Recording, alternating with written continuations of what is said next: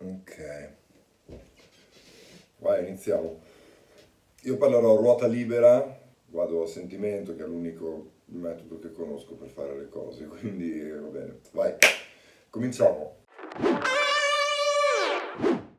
Jimi Hendrix. Jimi Hendrix era uno dei tanti effetti di quel Big Bang, di quell'intensa visitazione di energia che è esplosa in quel decennio, negli anni 60. Jimi Hendrix era un filo elettrico percorso da troppa corrente. Cioè, in quale fervida immaginazione, in quale fervida fantasia poteva venire fuori uno come Jimi Hendrix? Boh, sembra quasi un personaggio della Marvel, psichedelico.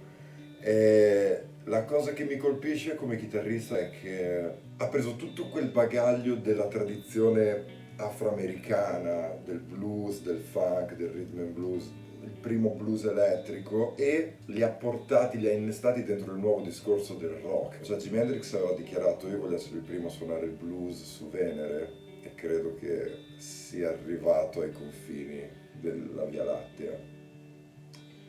Però Jimi Hendrix è comunque un personaggio molto contraddittorio, come tutti i grandi personaggi. Pochi tengono conto del fatto che lui comunque era un paracadutista, lui era nell'esercito e voleva intraprendere la carriera militare. Infatti dal 60 al 62 credo serviva all'esercito come paracadutista e suonava con la band dell'esercito, però voleva diventare un paracadutista e lasciò la carriera militare perché si ferì in un lancio e quindi con suo grande rammarico dovette lasciare la carriera militare. Uno fa fatica a pensare a Jimi Hendrix, il dio del rock acido, come un militare impostato. E invece fu così che si trovò ad avere bisogno di sbarcare il lunario e nella notte dei tempi, nella prima metà degli anni 60, suonò veramente con chiunque e si fece una grandissima gavetta. Suonò con Curtis Knight, con Wilson Pickett, con Little Richard, con Ike e Tina Turner, con gli Hailey Brothers, cioè suonò con il gotha di quello che era il rhythm and blues e il soul dell'epoca. Quale migliore gavetta di quella? Hendrix sfondò per primo in Inghilterra nel 67 e ritornò in patria, in America, al Festival di Monterey nel 67 e ritornò da vincitore e conquistò di nuovo l'America proprio al Festival di Monterey, che secondo me è una delle sue esibizioni migliori. Tutti noi ricordiamo il Festival di Woodstock come esibizione di Hendrix, ma allora, Jimi Hendrix a Woodstock secondo me ha fatto una delle esibizioni più scialbe e insipide della sua carriera. Aveva appena rotto con la sua band, gli Experience, e si era trovato a Woodstock con una band raffazzonata fatta da amici, che si chiamava The Band of Gypsy Suns and Rainbows. Wow. Pensa che c***o avevano in pancia quando ho pensato a quel nome. Cioè i veri protagonisti a Woodstock che hanno veramente tirato la riga sono stati gli Santana per la prima volta dal vivo, Richie Evans, Sly and the Family Stones, The Band, atomici. Jimi Hendrix era sottotono, a parte che suonò all'alba di domenica in super ritardo davanti a uno sparuto gruppo di hippie mezzo addormentati.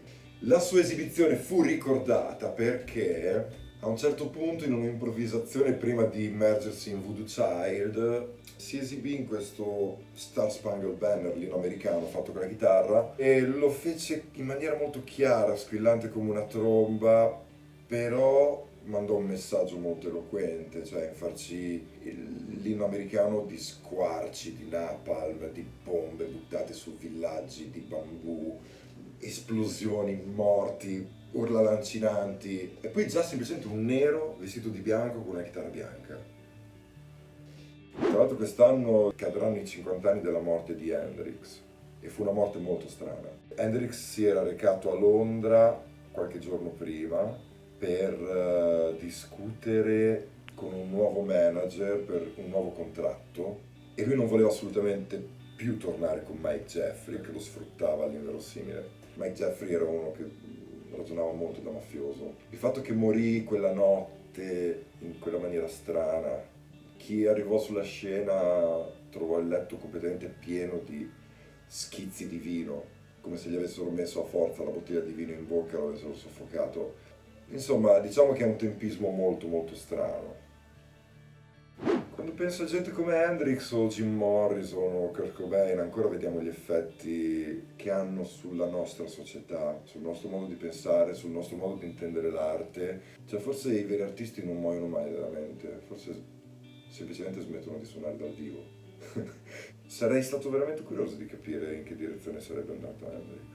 Forse avrebbe fatto un'orchestra, forse sarebbe arrivato dalle parti di Miles Davis, quello che fece Miles Davis negli anni 70 o John McLaughlin, forse oggi veramente farebbe un sacco di roba elettronica, secondo me forse non suonerebbe nemmeno più la chitarra.